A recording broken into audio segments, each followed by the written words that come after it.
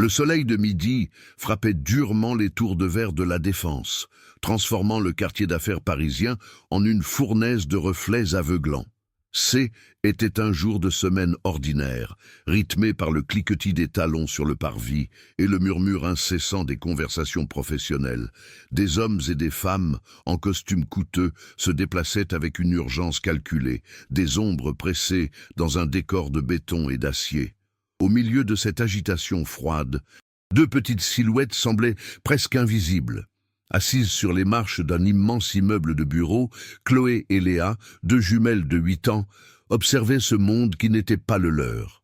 Leurs vêtements simples, bien que propres, contrastaient avec l'opulence environnante et leurs grands yeux curieux suivaient le ballet des adultes avec une fascination silencieuse, comme si elles regardaient un film dont elles ne comprenaient pas l'intrigue. C'est alors qu'Adrien Lambert émergea des portes tournantes, une figure de perfection taillée dans le tissu le plus fin.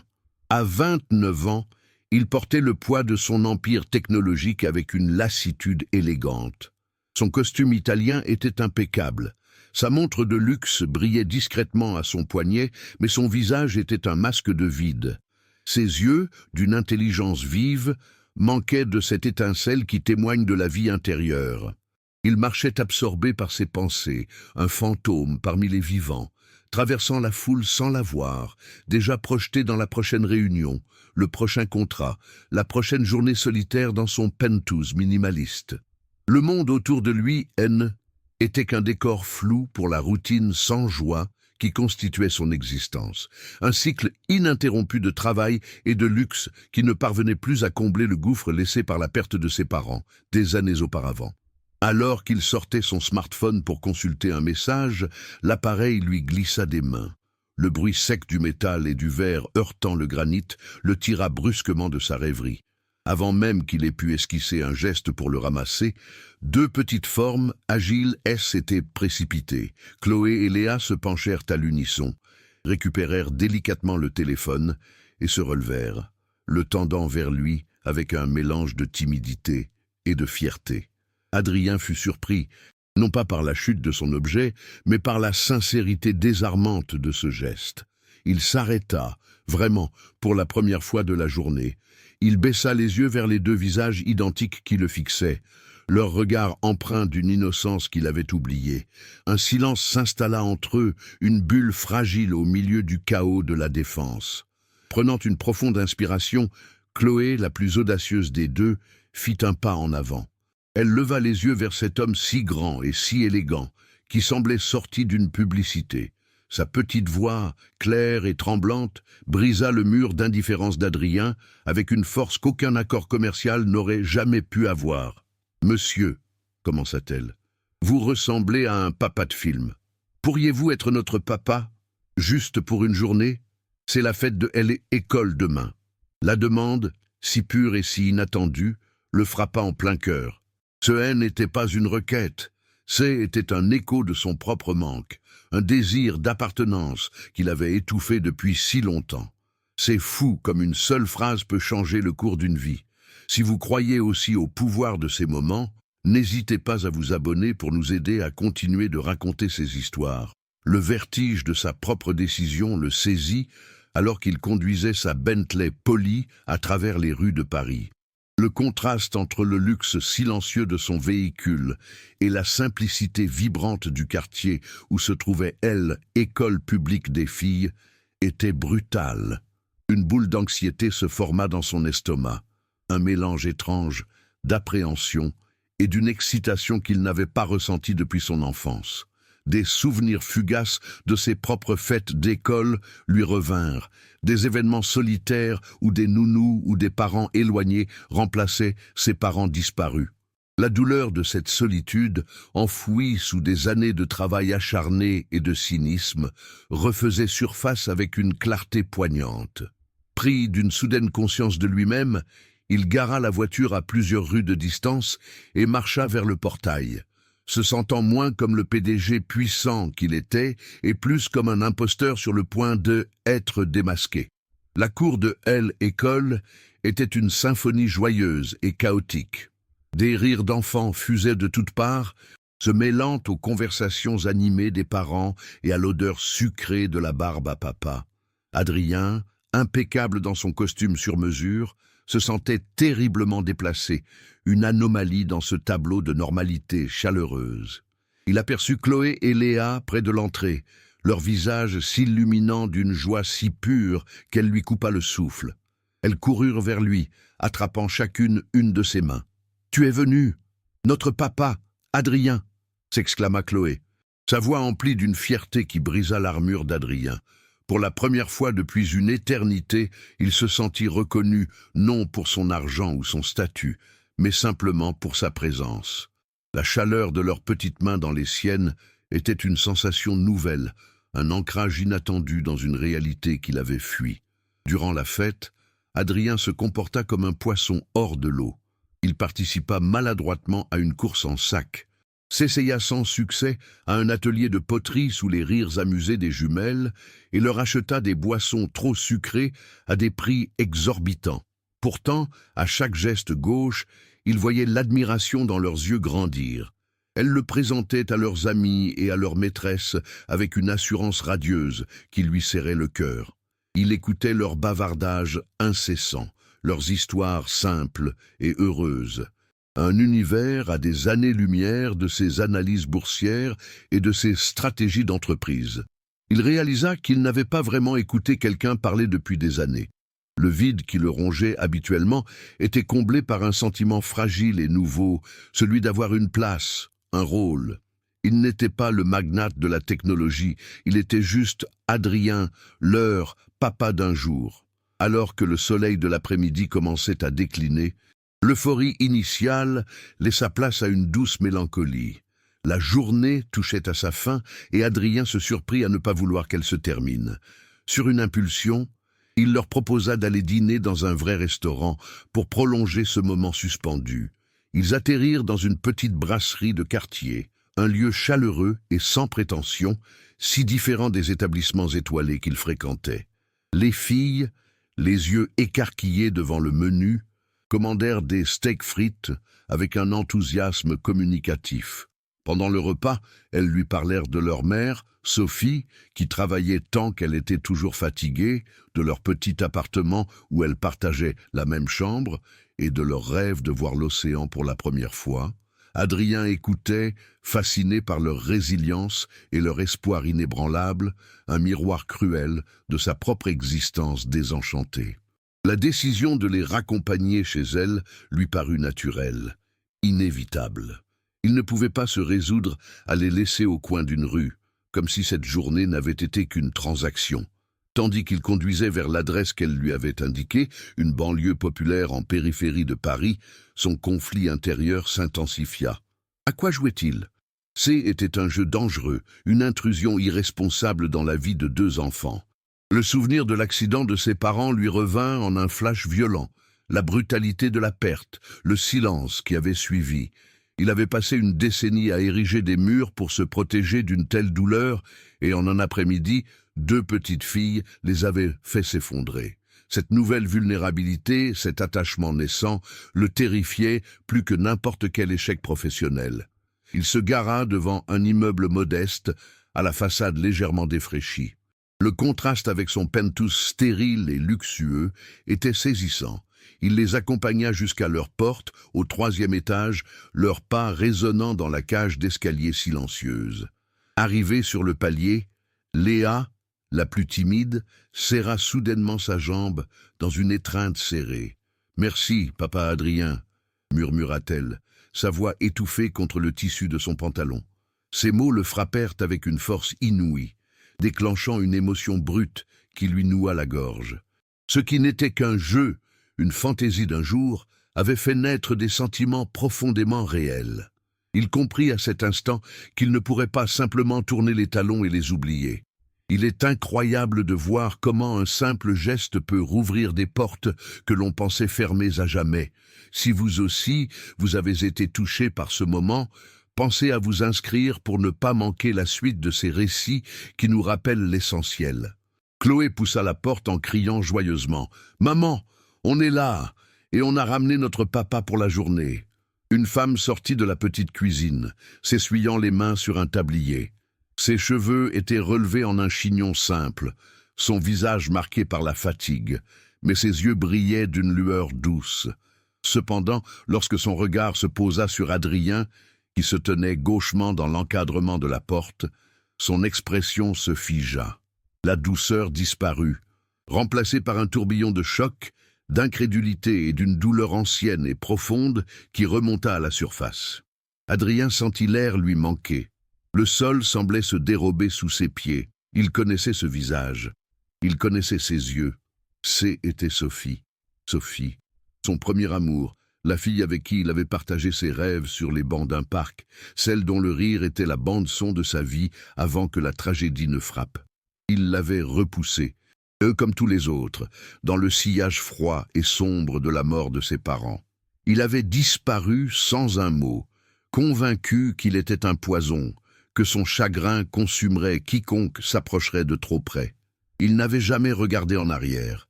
Et maintenant, elle se tenait devant lui, la mère des deux filles qui avaient inexplicablement conquis son cœur.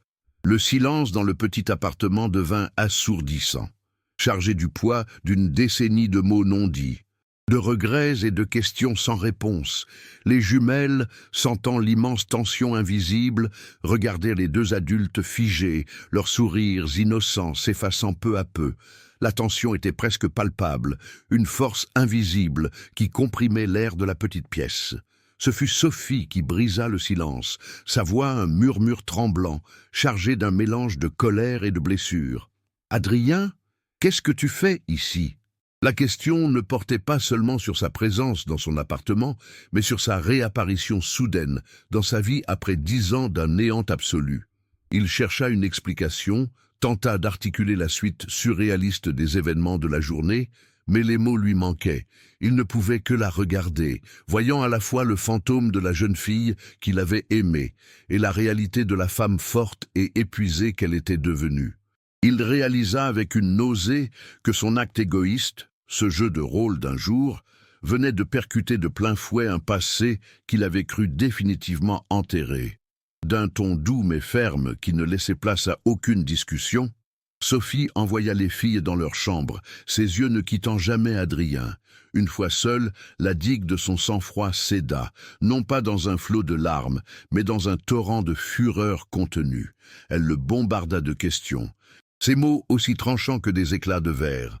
Pensait-il pouvoir revenir dans la vie des gens comme si de rien n'a été? Avait-il la moindre idée de ce que était que élever 2 enfants seuls, de compter chaque euro, de lutter contre l'épuisement jour après jour? Elle lui décrivit ses combats, non pour s'attirer sa pitié, mais pour tracer une ligne de démarcation claire entre son monde de luxe et le sien, fait de sacrifices incessants. Chaque phrase était un témoignage de sa force et une condamnation de sa lâcheté passée. Adrien encaissa chaque mot, chaque reproche. Il savait qu'il les méritait tous.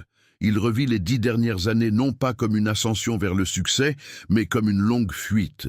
Il avait fui l'amour, les liens, les responsabilités, se cachant derrière sa fortune comme derrière une forteresse. Il tenta de s'expliquer, de parler de son deuil, du trou noir qui avait aspiré sa jeunesse, mais ses excuses sonnaient creux, même à ses propres oreilles. En voyant la douleur qu'il avait causée dans les yeux de Sophie, il comprit que son propre traumatisme ne l'absolvait en rien. Sa peur viscérale de blesser ceux qu'il aimait était devenue une prophétie auto-réalisatrice. Il l'avait bien plus blessé en partant qu'il n'aurait jamais pu le faire en restant à ses côtés. Les jours suivants furent une succession de rencontres tendues et difficiles. Adrien ne parvenait pas à rester éloigné. Il appelait, proposait son aide, mais se heurtait constamment à la méfiance de Sophie. Sa seule priorité était de protéger ses filles du chaos émotionnel que son retour avait provoqué. Elle craignait qu'il ne soit qu'une distraction passagère, un homme riche cherchant à combler un vide momentané avant de retourner dans sa cage dorée, les laissant, elle, doublement brisée. De son côté, Adrien était paralysé par la peur de commettre une nouvelle erreur. Le lien qu'il ressentait pour Chloé et Léa était une force inexplicable, une attraction magnétique qui remettait en question toute son existence. C'est dans ces moments de doute que l'on trouve parfois le chemin vers la vérité. Je suis si reconnaissant que vous suiviez cette histoire. Et si elle vous parle, votre abonnement nous donne la force de continuer à partager ces parcours de vie. Le point de rupture arriva quelques jours plus tard, dans la neutralité impersonnelle d'un parc public. C'est Sophie qui avait insisté pour cette rencontre, loin des oreilles des filles, loin des murs de son appartement chargé de souvenirs. Adrien était venu le cœur battant, une boule d'angoisse au creux de l'estomac. Il la regarda s'asseoir sur le banc, le visage grave, ses mains jointes sur ses genoux. Le soleil filtrait à travers les feuilles des marronniers, projetant des ombres dansantes sur le sol, tandis qu'au loin, les rires d'enfants jouant près d'une fontaine créaient une toile de fond surréaliste à la gravité de l'instant. Il sentait que les mots qui allaient être prononcés ici allaient redéfinir les contours de son existence. Il attendit, retenant son souffle, prêt à affronter la tempête qu'il avait lui-même semée 10 ans plus tôt. Sophie prit une profonde inspiration, le regard perdu vers l'horizon un instant avant de le fixer sur lui. Sa voix, lorsqu'elle parla, ne était ni accusatrice ni haineuse, mais simplement lourde du poids d'une vérité trop longtemps portée seule. Elle lui raconta les semaines qui avaient suivi sa disparition brutale, le silence assourdissant, le sentiment d'abandon. Puis, elle lui parla de la fatigue, des nausées qu'elle avait mises sur le compte du chagrin, jusqu'à ce que le diagnostic tombe, implacable et miraculeux à la fois. Elle était enceinte. Elle lui expliqua sa décision de ne pas le chercher, une décision née d'un mélange complexe de fierté blessée et d'une étrange forme de protection envers lui.